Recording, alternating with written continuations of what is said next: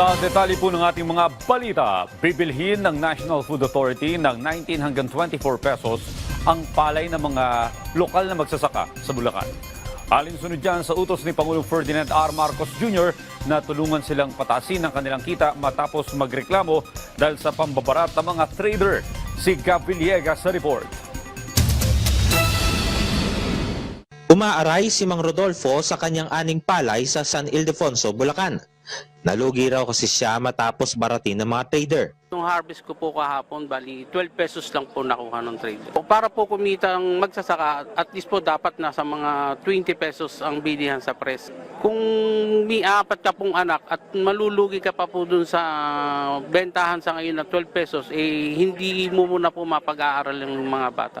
Hindi manhid ang gobyerno sa hinaing ng mga magsasaka. Kaya pinatiyak ni Pangulong Ferdinand R. Marcos Jr. sa National Food Authority na bilhin ang mga ani ng mga magsasaka.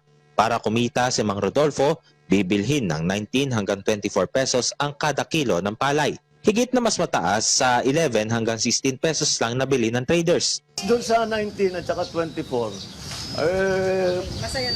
medyo makabawi na. Makabawi na, ready na kayo para sa next planting season.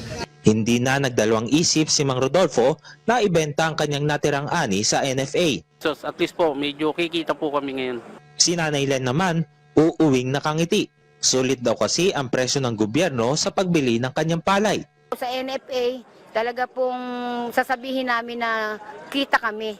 Saan niyo po gagamitin yung nadagdag na kita?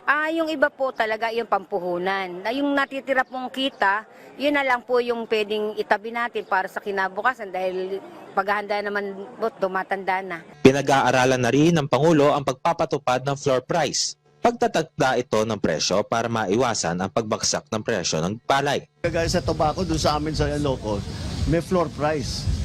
So never bababa doon sa floor price. So pinag-aaralan namin magkaroon ng floor price para wala namang malugi. Tinatabangan na pong magtanim pagka...